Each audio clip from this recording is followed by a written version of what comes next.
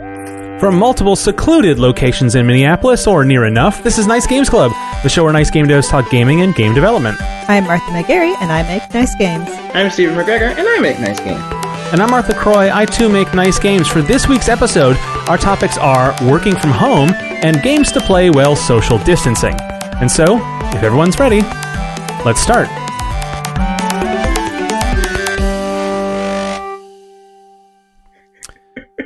We're back for another week of not being together. Right? Well, that's sad. We're distanced. When you say it like that.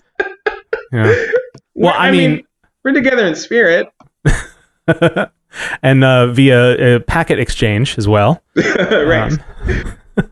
But yeah, we're distanced. This is something that I'm sure you'll hear every podcast you listen to will mention this more than once. Until we all get used to it. Of course, there are plenty of podcasts to do this normally, but that's not been us. We like to yuck it up together, but now we're just sharing screens because of the way of the world. And we just recorded an episode that you heard last week or the week prior, depending on how we release these. And so we talked a little bit about how like updating, people on like what it is now, so that 2 weeks later when you hear the episode. We'll know what time was like back then because things are moving so quickly. Yeah. But we just talked about all that stuff, so we don't have much new to say for this one. Yeah. But I guess one good thing that could come from this is if ever any of us were to move, we could still record the podcast and it would be okay. Yeah. Assuming these episodes are going okay. We're establishing, that's something that a lot of people have talked about with all of the coronavirus social changes, which is. We may never go back to the way things were because we'll have discovered new ways of doing things, right? Yeah. More people will use grocery delivery because they find that they like that better, or people will like not go out as much on certain times, or like a lot of the social things they do will break down and never recover. So there'll be bad results if you want to look at it that way, but there'll also maybe things like innovations in terms of how people deliver news, or how people even talk to each other, or you know what I mean? Yeah. Like we're going to evolve as a culture in a way that is sort of interesting to see and hard to identify while it's happening. Also, right. Yeah. And also, like, going back to some older ways to do things, like apparently grocery stores used to be, you didn't walk around and pick out your own thing. You went to the counter and said, I want these things, and then they would go get them for you. So, like, it was a big deal. The stores that came out that you were self-serving yourself. So yeah, and then the economy of scale. Once you have the supermarket, suddenly didn't make a lot of sense. But now you hire people to do that task instead of being the grocer who does it all. Yeah. So there's like you in order to get from A to C, you had to spend some time at B, I guess, right? Yeah, that's fascinating. I didn't know that. I just learned that recently. So cool. Well, have you ever played a video game where you walk into a general store and there's like a big rack of stuff behind the guy at the counter? Oh yeah. That's basically what it is that the proprietor would turn around and grab what you need, and that's kind of how it works. That makes sense. Yeah. Okay, yeah, that's cool. Mm-hmm. I guess one thing that people have been doing to entertain themselves while they're stuck in their homes is playing Animal Crossing or Doom. Right. or if you believe the memes, they're both at the same time. Yeah. Right. It's kind of neat to see like Isabel running around in a Doom helmet shooting demons or whatever. This meme started a long time ago when the release dates were announced as the same. And of course, it was sort of demonstrating that like video games, tastes in video games are diverse and not as superficial as you might expect. And so, like the two Reddit communities would share memes, and like it was this sort of like fun little joke that these communities had to have with each other. But then a funny thing happened is that with the concerns about spreading the coronavirus, GameStop broke the retail street date for Doom by 1 day, so that they wouldn't have as many people in the store on the 2 release days. Of course, this was announced before when the date actually came around, when GameStop was in the midst of trying to stay open in spite of statewide orders in various states to shut down their operations because they were not essential retail. Right. They finally got threatened badly enough to shut things down. Yeah, I think in Pennsylvania they threatened to pull their business license. Oh, that's interesting. Yeah, they basically they made a case. So the short version of this is that certain governments in the United States have issued orders saying only essential retail. So laundromats, grocery stores, things that are required for the operation of life, basically. They can stay open. Everybody else has to adapt in a way or shut down. Not accepts customers in the store, right? And GameStop just said, we're staying open because we think we're essential retail, because there was no enumerated list of places that could or couldn't stay open. And they had the audacity to say, we're one of them. And it took some muscle, I think, to get them to change their mind on that. But it's weird how that crosses with the story of Doom and Animal Crossing, right? Yeah. I really much enjoy all of those posts and stuff. We'll have to link a couple of Reddit posts because they're just so sweet. And I like how like the Doom people come over and like, hey, Animal Crossing people, we like you. We we don't feel like you're in our way or anything. It's just very wholesome. Man, I remember, it's funny, like Doom has actually felt like a franchise like that for a while that has not taken itself that seriously.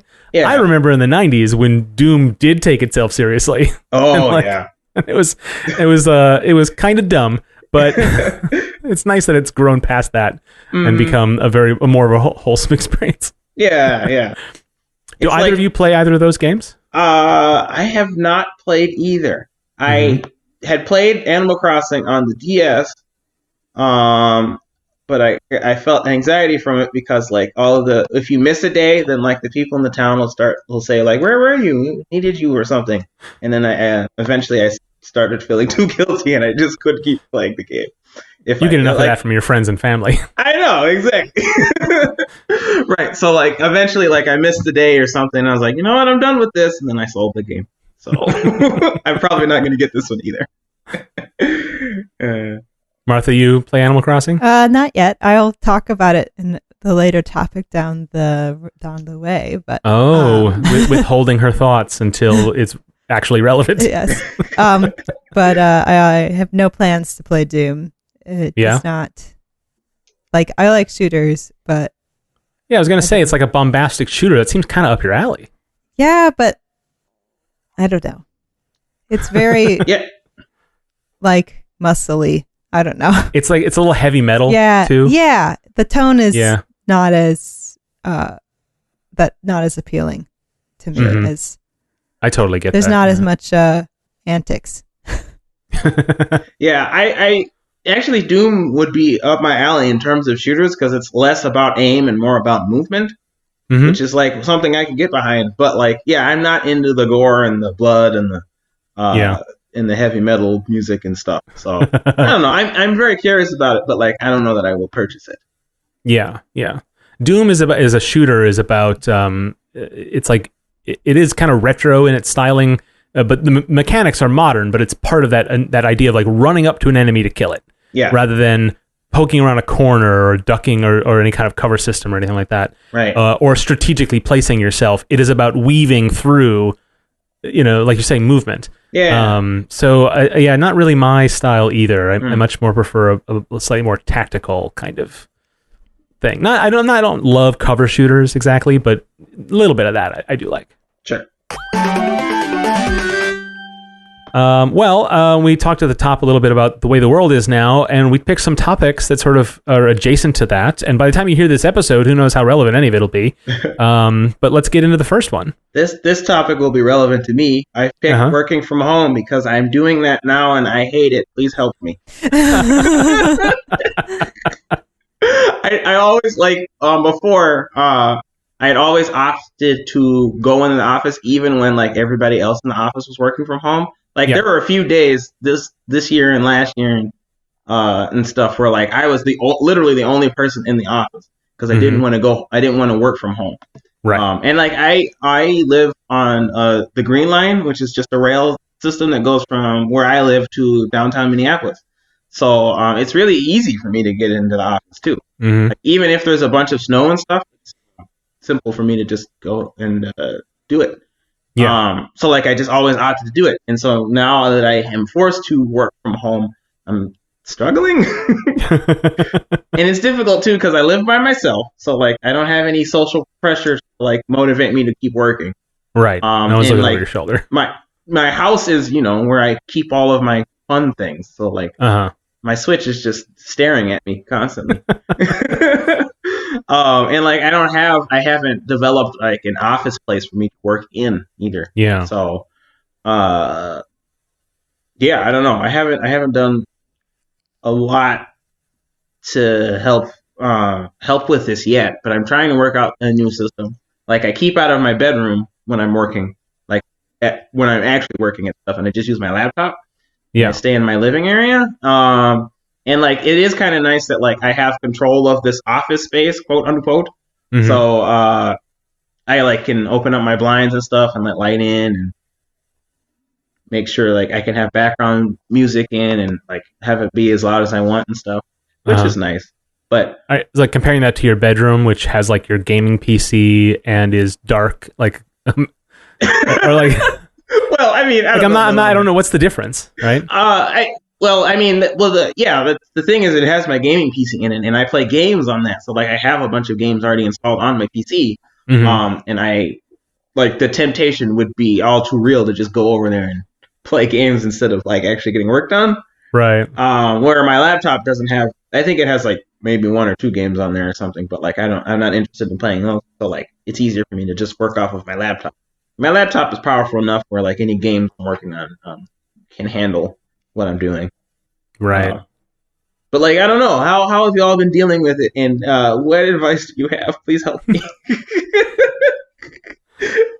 Well, Martha, you've worked from home already to some amount, right? Like on certain days. Yeah. So once a week we get Mhm. to work from home for my work normally, and so I have a little bit more practice with it. It doesn't feel like working from home is the problem for me. It's more that I'm working during a crisis, which is Mhm. difficult for me because it's really hard for me to not start thinking about like on a lot of the Slacks and Discords and things I'm on. I've tried to get people to only put like virus news and stuff on a certain channel, and I might talk to MSP Game Dev Slack about that too, but I already don't have that on my work computer because it's already too distracting. Right.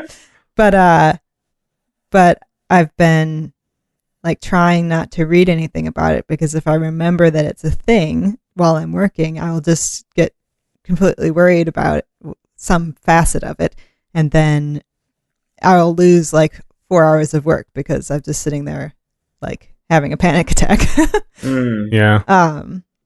So that's been like, working from home is already a little bit more hard to keep yourself like on task, but not like, I've been thinking about it. Like I get distracted at work all the time too. Like people are around me, and it may look from the outside like I'm working more, but there's days where I'm not. Mm-hmm.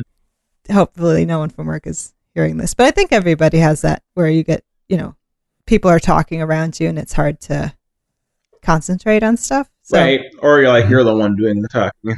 Yeah. Someone's talking to you, or you have like 5 meetings that day, and so you try to sit down and actually code, and it's like, well, in half an hour I'm going to have to get up again, and so like by the time you get into focusing deeply on the problem that you're solving, you then have to go away from it. So in that way, it's a little easier to work from home because there's less like people about, but also there's less people about, so it's kind of lonely too. Right.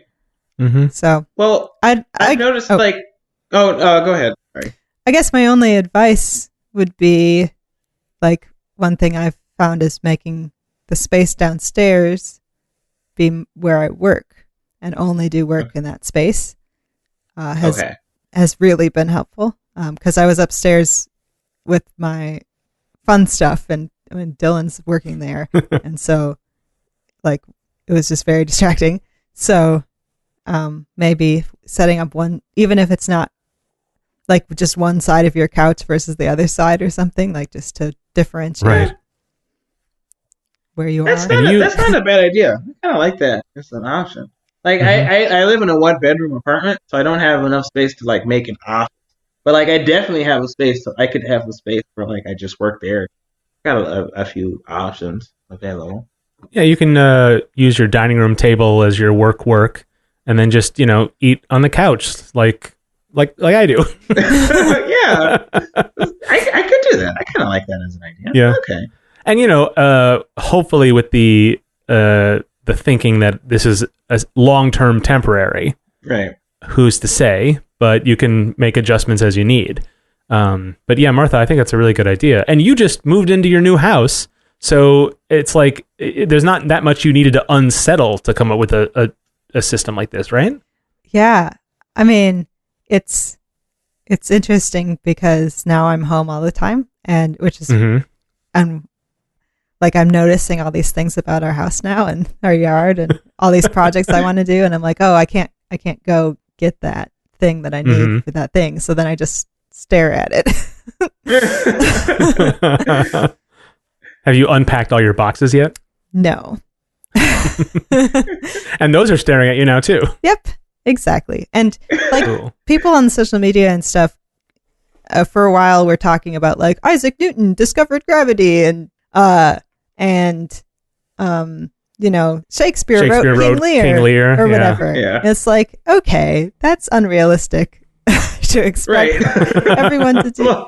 Like, everyone's not on their best. This isn't like we're on vacation. Like, I thought it would be kind of fun to be able, like, oh, I'm going to have all this time to work on stuff, but I don't actually, because there's no way to. There's just so much worrying time that happens. So yeah, and I'm still working, so it's not like I'm on vacation like I thought it would be. Very little is a different scenario than than regular working from home, but it's still similar. Well, we can't really talk about this as a topic without really placing it in the time that we're in. Yeah. We could try, but I don't know how good of a job we would do. But not much has changed for me in terms of my work structure, right? Okay. Because I'm still working on sort of projects, various and sundry, on my own time, my own schedule. And but the difference is that I cannot leave the house, and even though I mostly don't leave the house, the knowledge of that really does change things. Yeah. Right? It is really it's very weird. It is subtle, like Martha, you're saying. Like it being all contextual matters a lot. Like you can't really just pretend that all that's different is your work environment. Right. Right. That's true. But we can try to imagine that, because this is what we have control over, right? Is ergonomics and scheduling and strategies and stuff like that. So maybe we can try to help you with that, Stephen. Yes. Well, yeah, that would be helpful too. I don't know, like a part of the thing I'm having a hard time with, and I've had a hard time with in the past when I have worked from home, is like I have a hard time communicating with people through text. Yeah. Just in general, I'm not great at communicating with people through text. I don't know how charming I seem when we communicate in our Slack channel. I don't know. I don't have a lot of experience because I didn't. Even when I was growing up, I would read on forums and stuff, but I wouldn't really. I would just lurk. I wouldn't really communicate to people on them. And now that text messaging is all the rage and stuff, I don't tend to. All the rage, it's a newfangled technology. Old man McGregor.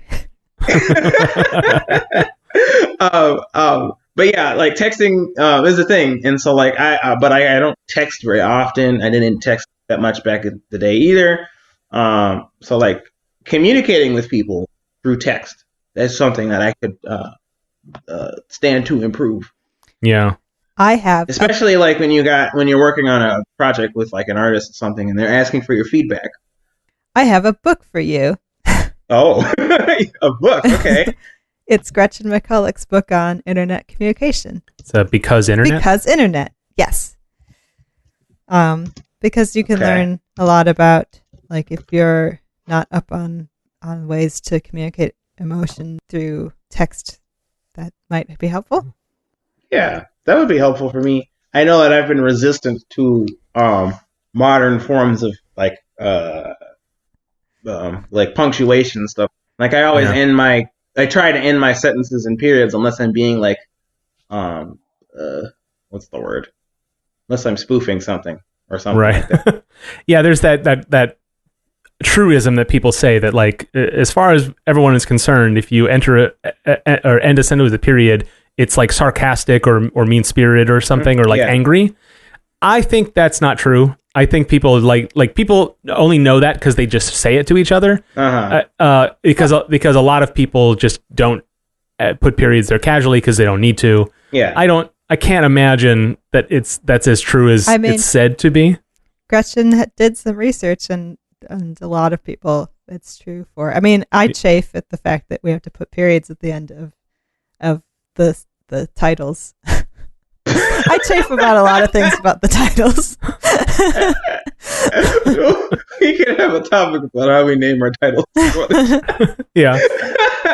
But what I mean is that the people you communicate with, especially in a work environment or even in a social situation where these are people you know, I think you get a sense for how people talk to each other, so that if you're talking to strangers you've never heard from before, or you're reading tweets and you're trying to judge the meaning, then you essentially have to use the sort of overall, you're going in kind of blind, and so any of their little quirks you can't pick up on. Right. But I think when you're go ahead and write full sentences, beware that it might take a minute for people to understand, but like you're not going to be permanently handicapped by that. I think you should read that book so you can better read other people. Okay. But the way you get better at on your side is just through practice. Right. Right. Is seeing, it's like, oh, people aren't understanding what I'm saying. Oh, I'll do something different. And you don't have to necessarily do it consciously. You can certainly try, but I think my supposition is that you just get into the habit, right? Yeah. I mean, people. I guess like I need to get better about like reading people's messages in a way that makes sense, because I think I tend to. Well, when I read a message that doesn't have a period, at least I used to. I think I've gotten better at it. But when I read a message that doesn't have a period, I read it as devoid of any emotion, and that's why that's why when I type like that, it's like it's a joke sort of thing, because like it's basically devoid of any emotion, or I read it as sarcastic. Sure. I don't do that as much anymore, but like as soon as somebody puts a punctuation in, then like I can read it better.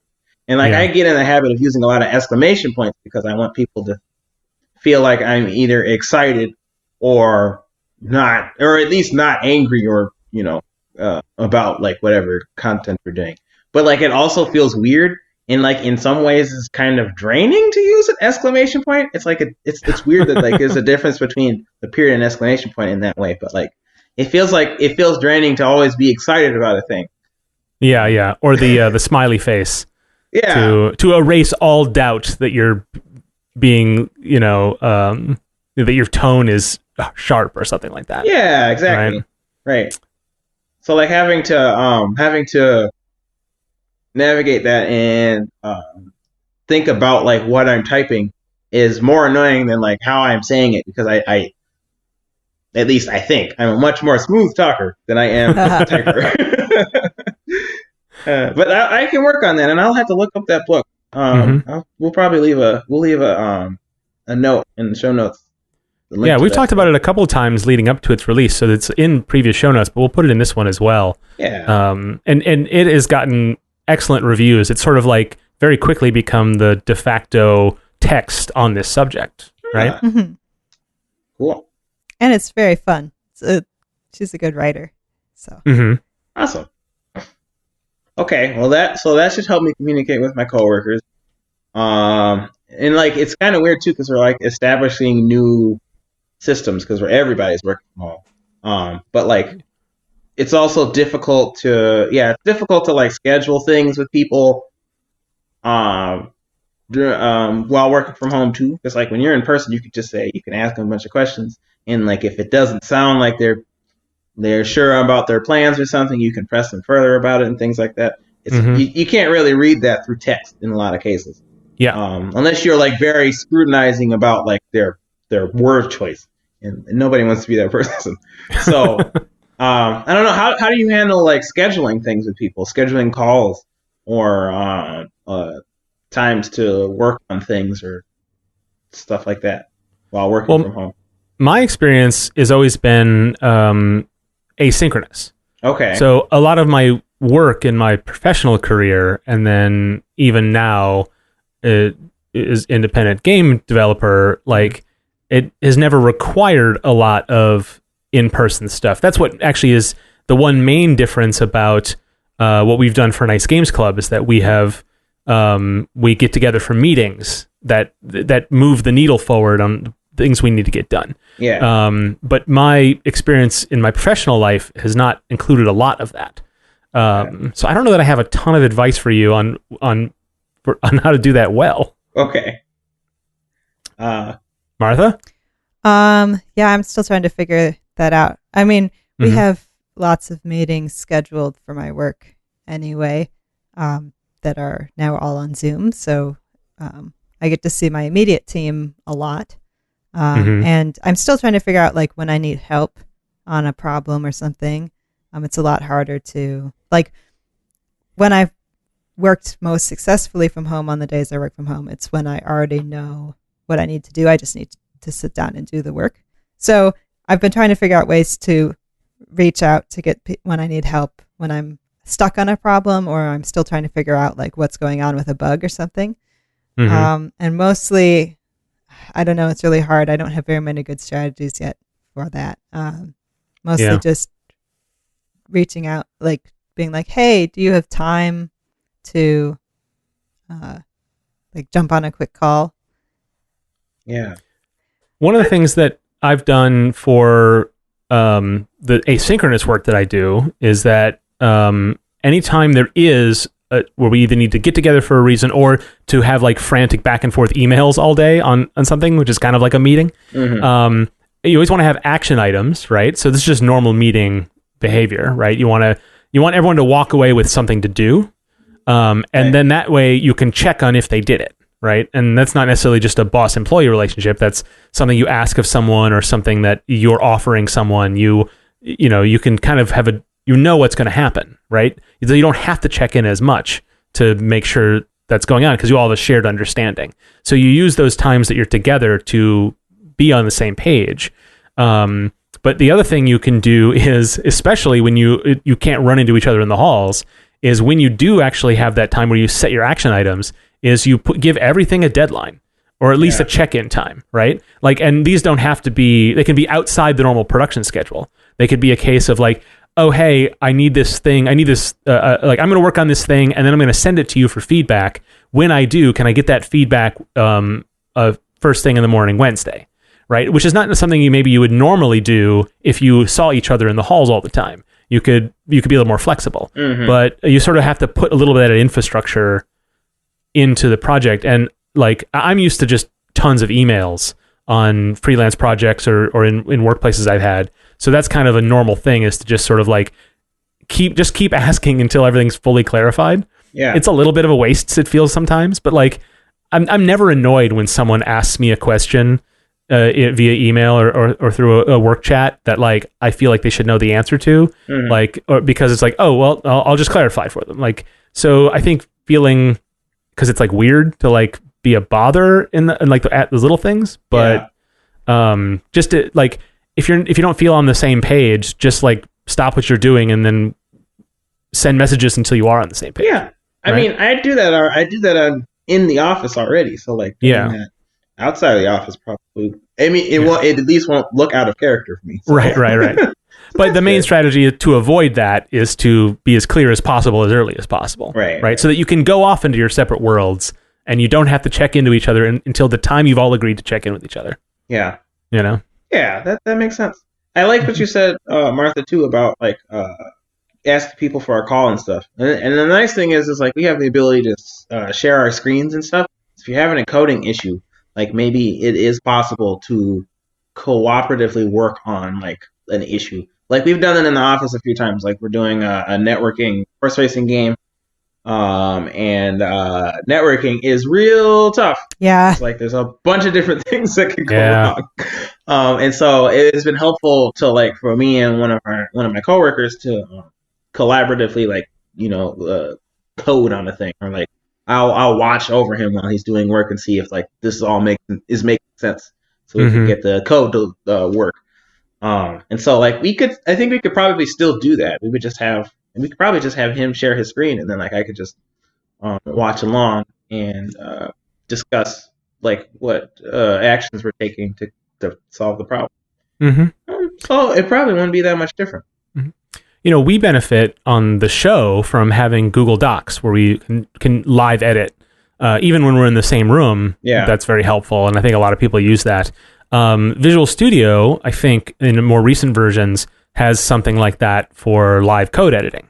And I'm not certain what the status on any extensions for VS Code are on that area, but that's something that people are trying. And certainly, you wouldn't want to spend all day in that environment. And, I don't know who owns the Git change when that happens, but that's something you can look into to see if that's depending on what your workflow is and how comfortable people are with, changing their workflows. Yeah, I'll have to check into that.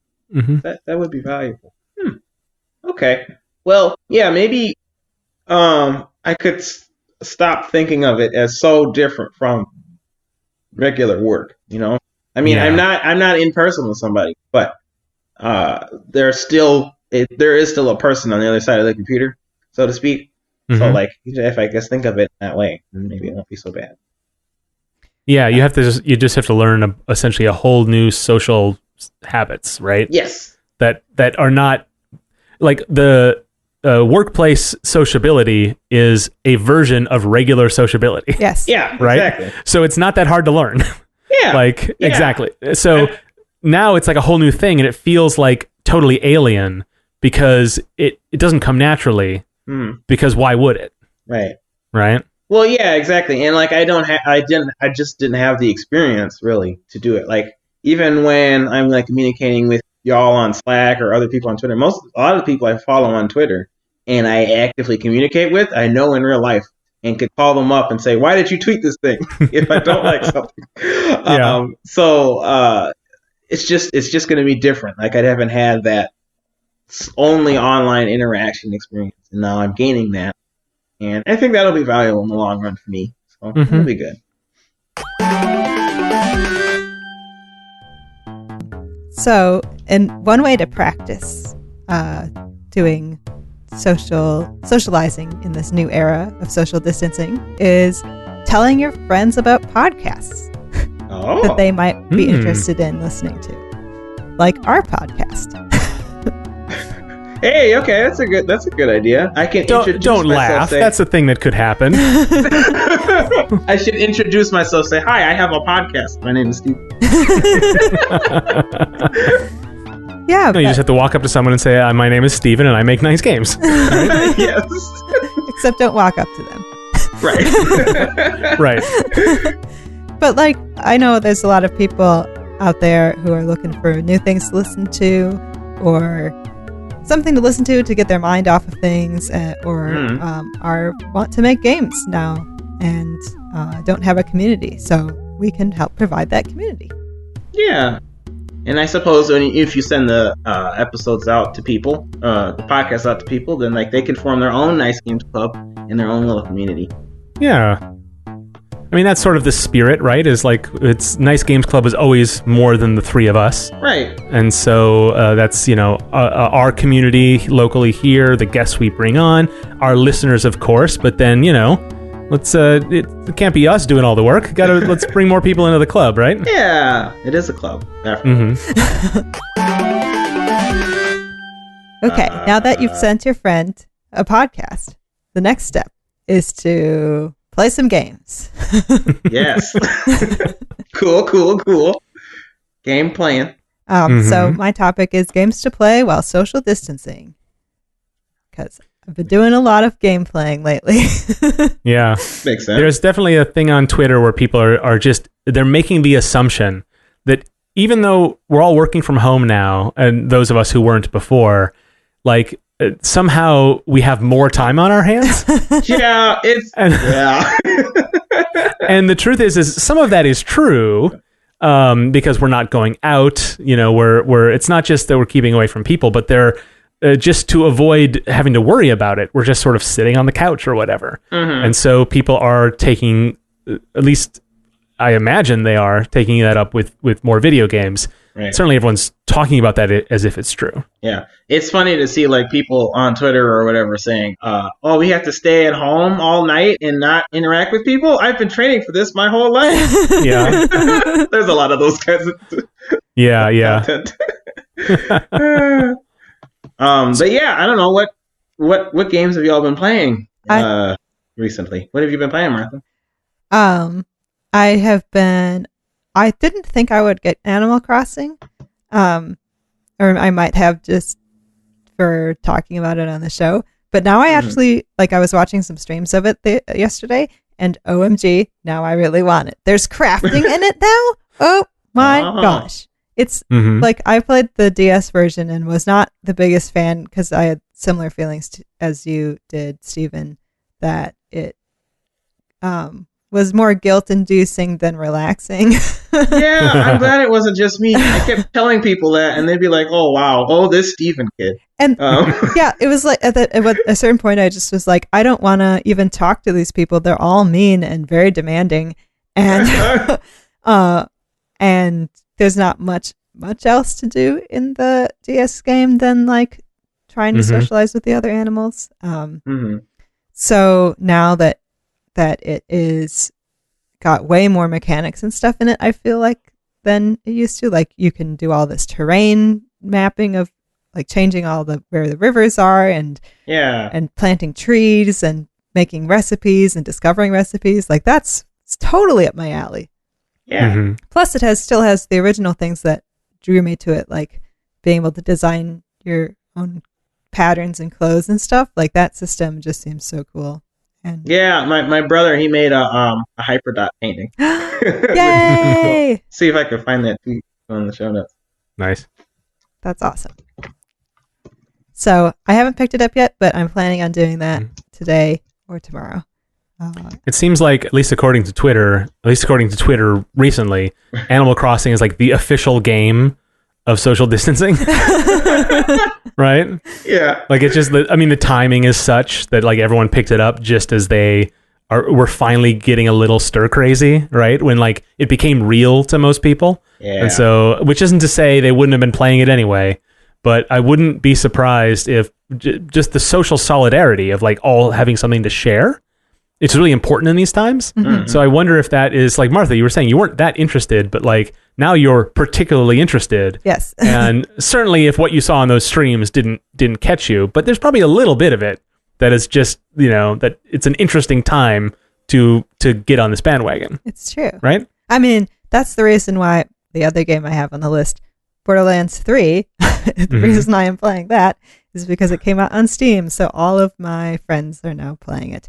Which means every night I can jump on a call and hang out with that set of friends and shoot some things. I mean, it's fine. I don't like it as much as Borderlands 2. The new Sanctuary is really fun because it's huge and there's all these nooks and crannies and like things to climb and like things like Claptrap is building another Claptrap and I don't know. Wait, Claptrap is building another Claptrap? Yeah, No. I mean, his whole product line was discontinued and now he's lonely. So Oh, there's a reason for that. and they did a pretty good job at matching the voice actor. So Oh, that was a whole controversy, which we don't need to get into. yeah, and like a lot of that has tainted the game. Like there's a lot of voice lines where I'm like, that was an unnecessary jab at somebody. Oh, okay. So yeah.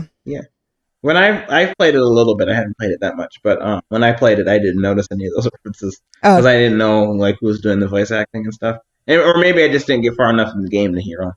It might be just me making stuff up too. I don't know. I don't know that that's true.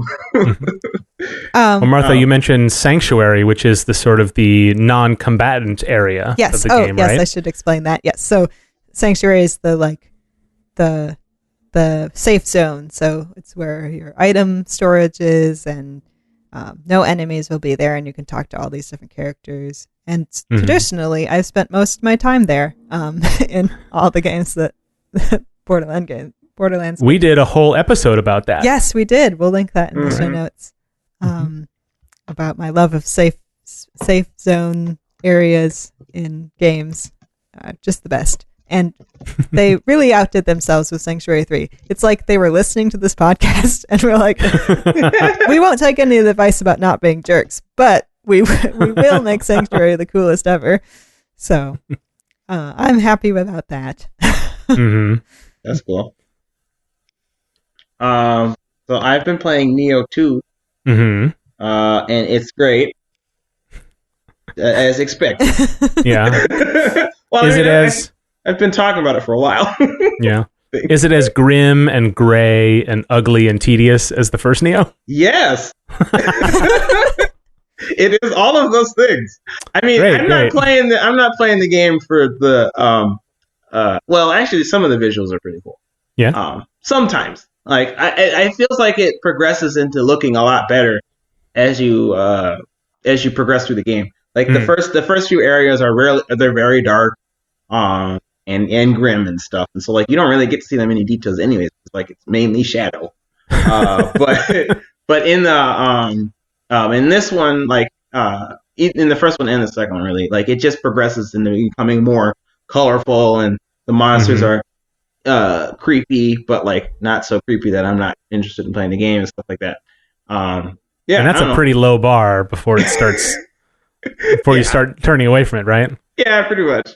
I mean, but like honestly, the main draw for me in Neo and Neo 2 is like the combat system, and like they've in terms of combat, like there's so many things that you could do, and there's so many different ways that you can approach any encounter, which is really cool. I think that a lot of people, when they first start the game, like it's pretty daunting because there are a lot of options, and it makes sense. But like you honestly can learn like a quarter of the systems and probably still be good enough to get through most of the game.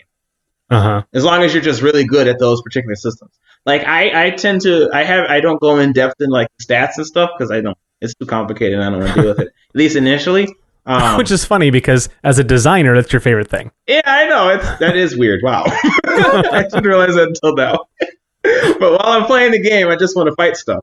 So like I tend to skip all of the side missions and stuff, and I just go straight to the main missions. And so I've been generally underleveled, but I think I'm really good at optimizing my gameplay so that like I can still like deal with things in a way that like works. Whereas like other people, maybe they're struggling with some of the more complicated action gameplay scenes, but like they can give themselves enough stats and stuff so that like they can, pile drive through a lot of the content. Right, but you don't need stats or any help at all because you're just good. I just go based off of my fingers and nothing else. But yeah, I'm having a really good time with that. I just wish it was on PC so I could mod the game, but I can't. I think it probably won't come out on PC for like another year. Yeah, I've been borrowing my parents' PS4 in order to play it. So, but that's been nice. And then I've also been playing this game called Anno 1800, which is like a weird combination of a city builder game and a civilization. Where like, I guess eventually you're gonna want to like try to compete with other nations or whatever. But like, I just like build my city, and that's kind of fun. That's been good. I don't know. Have y'all played any of the Anno games? I think there are more Anno games. No. I mean, I've heard of them, but only in name. Didn't know anything about them. Yeah. You kind of just like progress through ages of civilization, just like I guess like in Civilization. But I don't know. Civilization. The group I've been playing with hasn't really been interested in like being aggressive towards each other. We've just been building our cities, and like we don't understand the game well enough to like build it fast. So it takes us like 5 hours to get to the ability to make windows and stuff. So it's been pretty slow progress, but it's been fun. So this is a online multiplayer then? It is online multiplayer. You say the group you're playing with is these your steam friends or? I guess no, actually, it's Ava and Nick and my brother when he's able to play, and some other people. We've been playing this game. Nick, like he likes real time strategy games, and so like he was like, I really want to play this, and I was like, I don't know, I'm going to enjoy it. But there was a free weekend, so I was like, okay, I'll try it, and then I ended up liking it. So yeah, it was but good. You just leave each other alone. Yeah, basically, like you can make trade routes with everybody. So like if your island doesn't produce enough grains, for example, and like maybe Nick's island produces a lot of grains, we can establish a trade route. So like he'll send me grains, and maybe I'll send him wool or whatever, and then like we can just keep trading for that. It was interesting too because like there's some things that you produce that make your city less attractive.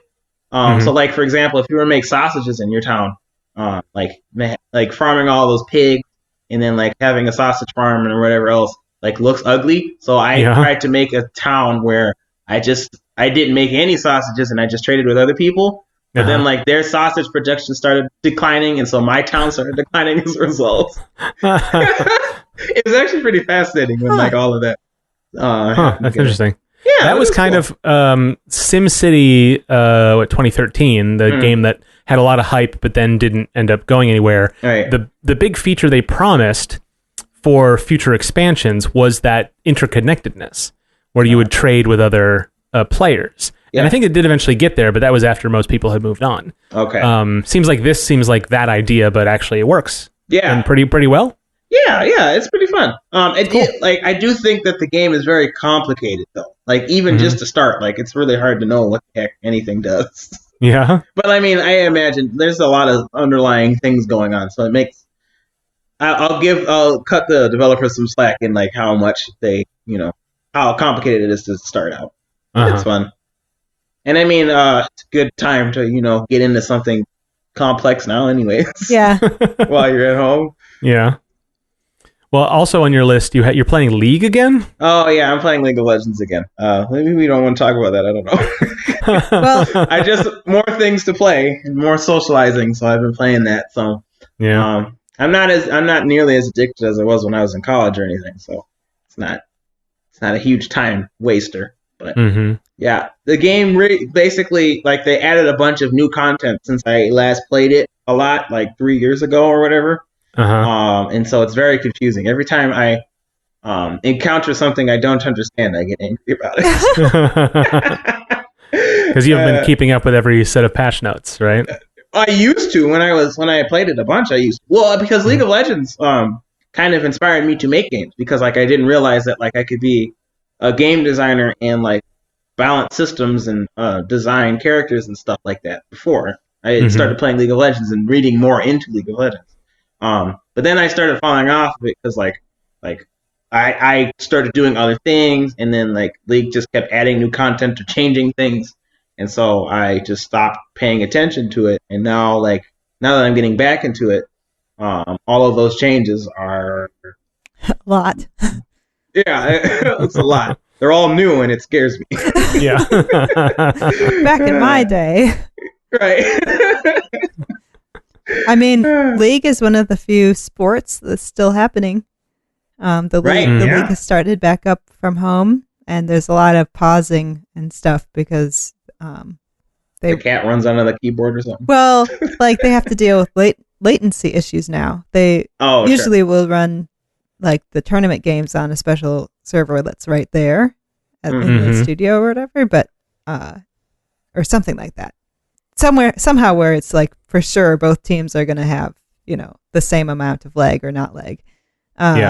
And now they can't guarantee any of that. So they're still figuring some stuff out. But like if you're a sports person and you're starved from sports, check it out. It's still going on. So that makes sense. Huh. Yeah, I know a lot of the fighting game tournaments have like been canceled because of this stuff. I don't think there has been any online tournaments to like take their place. So we'll see how that works. Actually, I should use this time as an opportunity to play more Smash. What am I doing? Why am I playing League of Legends when I can play Smash? Seems like you changed, man. It used to be you'd take every opportunity to play more Smash. Oh, what's wrong with me?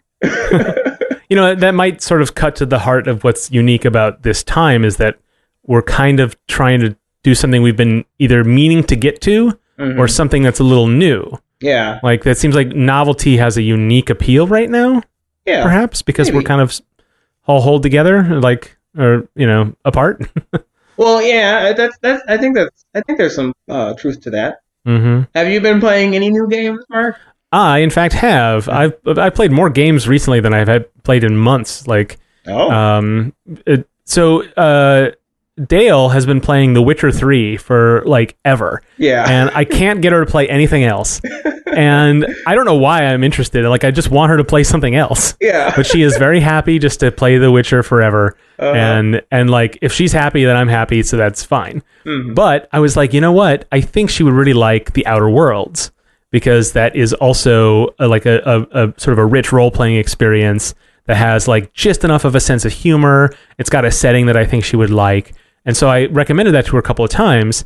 And finally, we were chatting about it, and she's like, oh, what's that? It says free with Game Pass. I'm like, oh, right. It's that thing that Microsoft does where you pay like a monthly subscription and you get like 100 games and it's a rotating amount or whatever. But they do that thing where you can get the $1 upgrade and get like 3 years of it for free. Do you remember this? We talked about this on the show a while back. I do remember that. It's dependent on a specific deal that happens where Microsoft offers an upgrade from your Xbox Live Gold to you get 1 month of Ultimate, they call it, which is Gold plus Game Pass. Mm-hmm. And you get 1 month of that, and it costs $1. So your first month is $1. So pretty standard enticement deal, right? But the way the back-end systems are set is that in order for that to work, if you have a bunch of months of gold stacked, like already, like you're like paid up through a couple months from now, it just turns your entire account into an Ultimate account, which has Game Pass attached, as far out as you have gold months for. Yeah. And so they had to have figured this out when they set this up. And again, I'm just repeating what we said when this thing was news, which was like over a year ago now. But when they run that deal, you can essentially get 3 years of Game Pass for $1, which is like the craziest deal in video games because it costs like $15 a month, and you can get 36 months for $1. You do need to buy 36 months of gold, right? Xbox Gold, but that 36 months costs less. It costs $150. So, Dale and I didn't have any Xbox anything, because we don't play online on Xbox, but I'm like, you know what? It's the cost of 3 full price games for 3 years of 100 games or more, plus the free games you get with, it's like this most ridiculously good deal. So, and they would just happen to be running this upgrade thing. So I'm like, to get Dale to play something other than The Witcher, I will buy 3 1-year, Xbox Live Gold passes and then run the things. But I don't know how interesting this is to anybody, but there's a hilarious part of this, which is you can't have more than 36 months, right? That's why it's the limit, because the system won't let you buy more than that. But if you buy like a 12-month pass, like a code, and you enter it in, it says, hey, do you want to turn on recurring payments? We'll give you an extra free month if you do it. And it's checked by default. And I'm like, well, I'm not, 3 years is a long way. I can deal with it then. But sure, whatever. And so I did that, and I'm like, I could just turn that off and then I'll lose that month, right? No. You say yes, and you can turn it off, and you just get that month. Oh. So what ended up happening is I did this. I had 3 1-year passes, because you have to do it by buying codes. Yeah. I put 2 of them in, and I ended up with 26 months. So I couldn't enter the third code. Oh, no! Wow. Now, normally that's not a problem, right? I just wait a couple of months. Yeah. And then enter the code then. I just keep it in a drawer till then, no problem. Right. But the problem is I'm trying to do this upgrade thing, which I want to do now. So it's so funny. So I actually called up Microsoft support, and I said, can you just revoke those 2 months? I don't need them.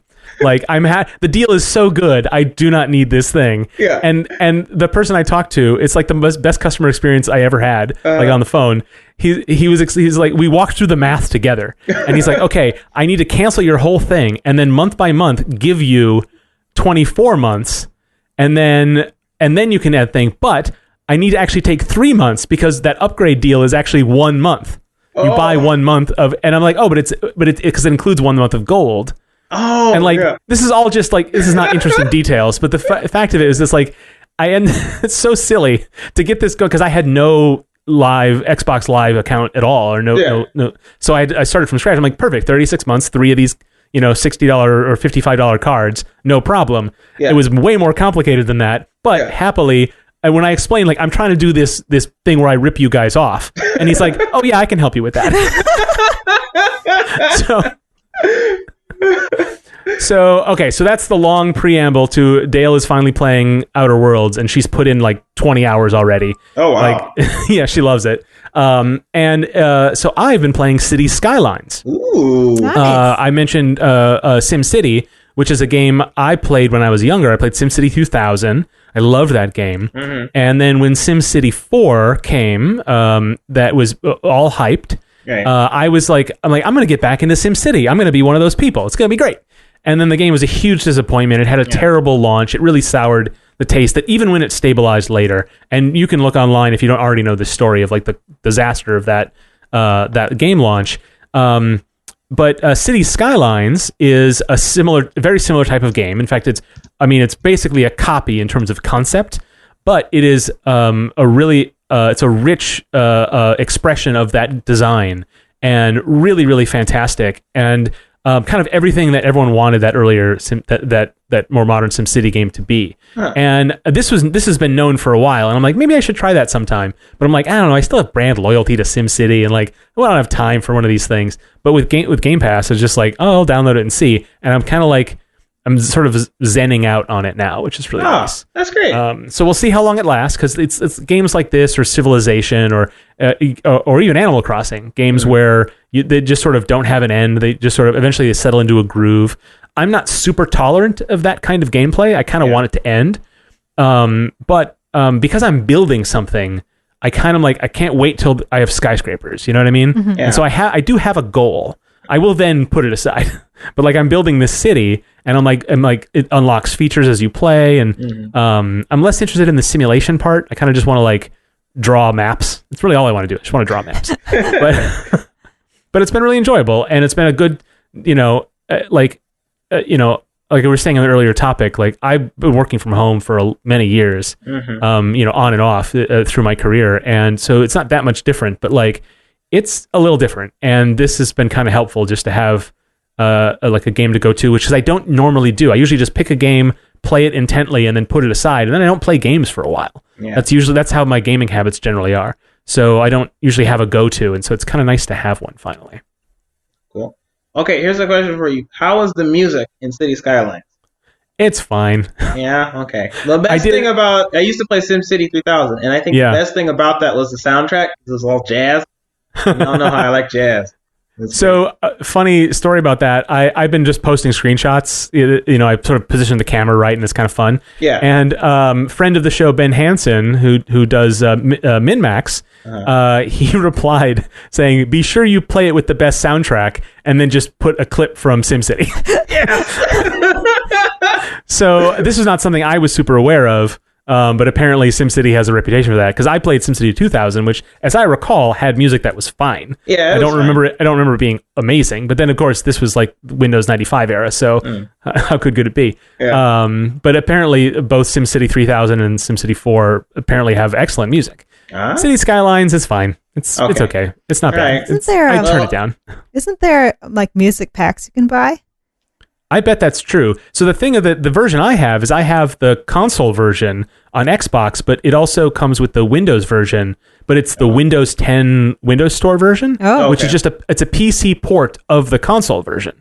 And it controls really nice. I actually prefer a controller to mouse and keyboard, which I do for most games, but for a game like this, I generally prefer mouse and keyboard. Yeah. But the controls are really good with this, but the Steam version is has a lot more going on and a lot more modding ability.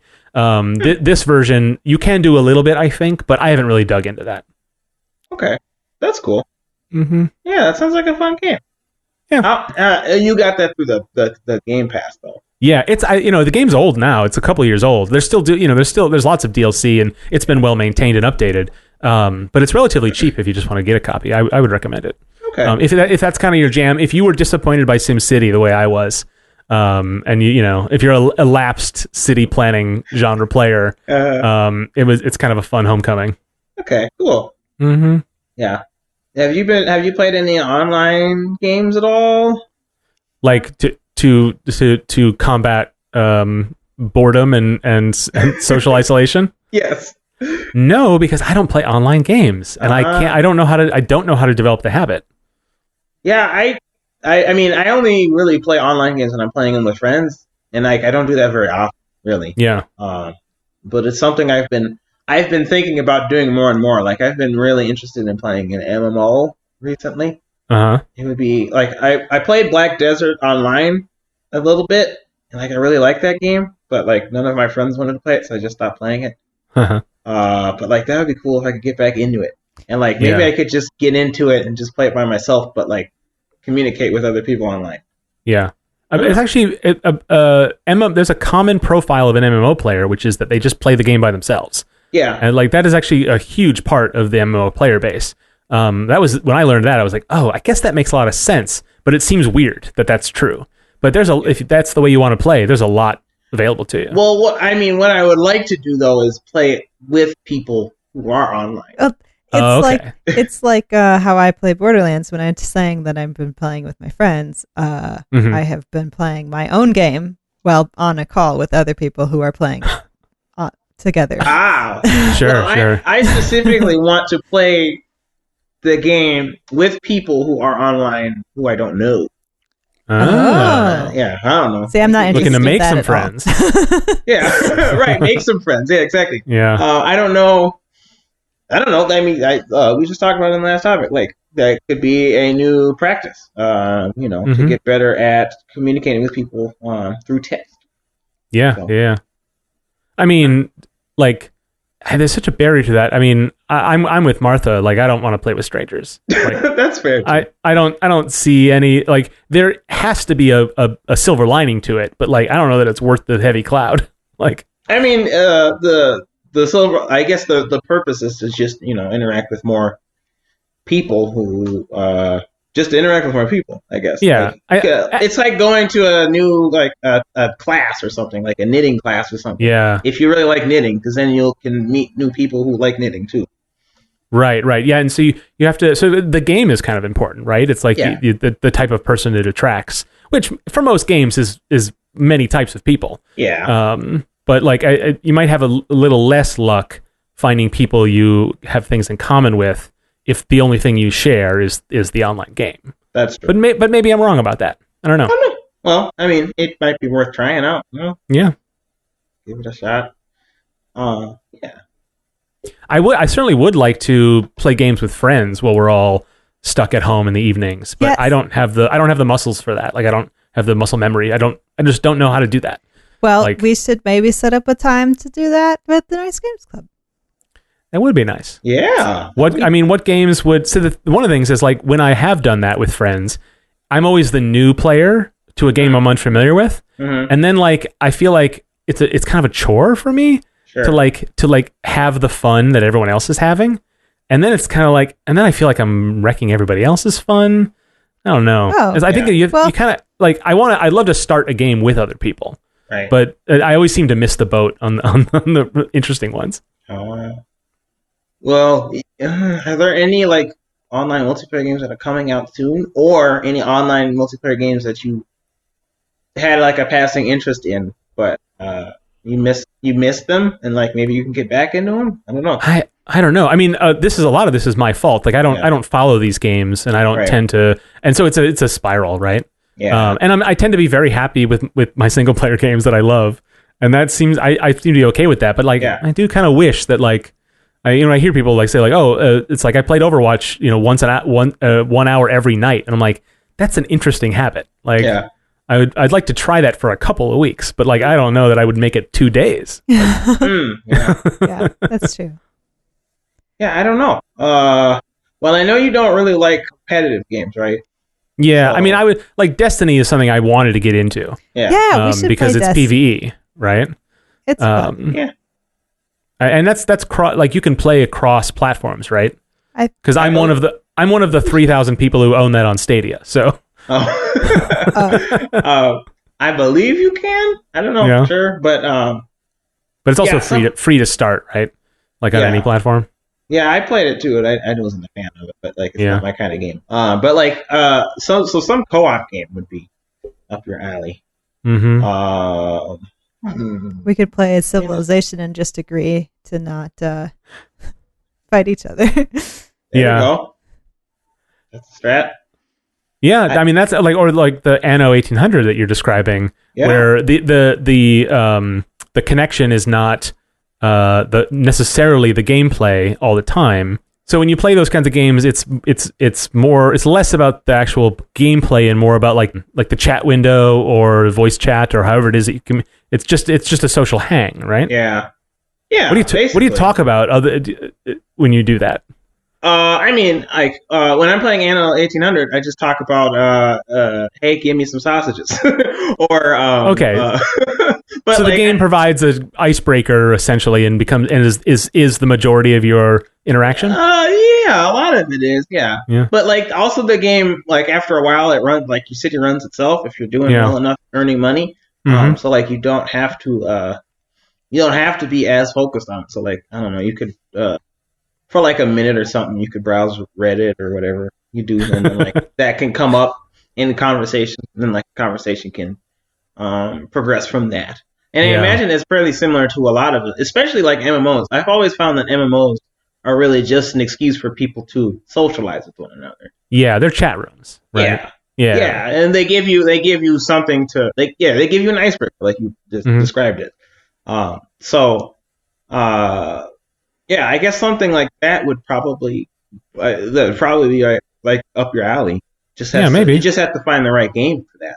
I mean, Anno 1800 is a co-op. Well, it's not co-op. It's a competitive builder, I guess. But like you play it as though it was co-op. Yeah. Is City Skyline online? I don't think so. No. Oh, okay. Dang. Mhm. But I've never played Civilization online, but that's always interested me. Yeah. I think the thing that about it that is those sort of passive games Mhm. is like I would need to feel confident that it's okay for me to like get up for 5 minutes. You know? Yeah. See, that's the problem with Civilization is it waits for everyone's turn to be over. Right. then- Right. So if you're done and someone else is up, or just like me, takes a long time to decide, everyone starts yelling at me for not going fast enough. That's funny.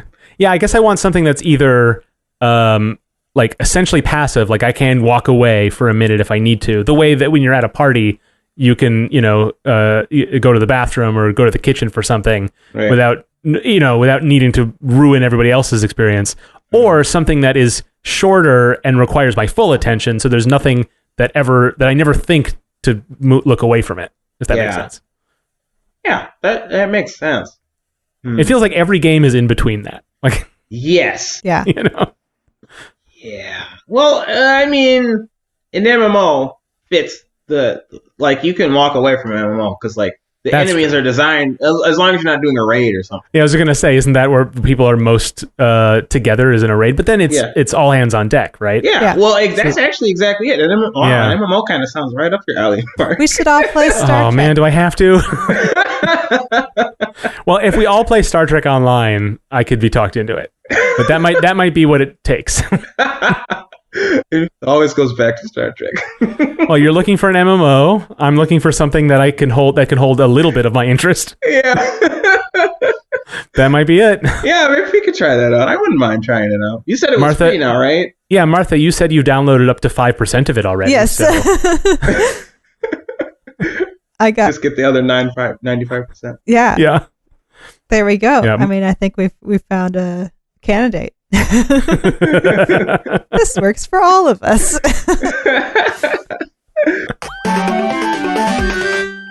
That's our show. If you liked it, leave us a 5-star review, why don't you, on your favorite podcast app, and tell all your friends too, so they know and that they can also do the same. If you're interested in any of the topics we talked about in this episode or others, be sure to check out our website, knightsgames.club, for more show notes and links to resources. Like with playtesting our games, we're always looking for feedback on the podcast. You can go to nicegames.club/feedback and tell us what you think. Get in touch with us on Twitter at NiceGamesClub, where Dale tweets game dev resources and pictures of cats, or by email at contact@nicegames.club. Ask us questions or give us suggestions for topics. I mentioned this in the last episode, but now that we're doing the show in a new way, we are interested in doing the show in all sorts of new ways. So let us know what you want to hear from us, even if it's ridiculous, because I think we're up for that. Right, team? Oh, yeah. All right. Well, until we start again, remember to play nice and make nice.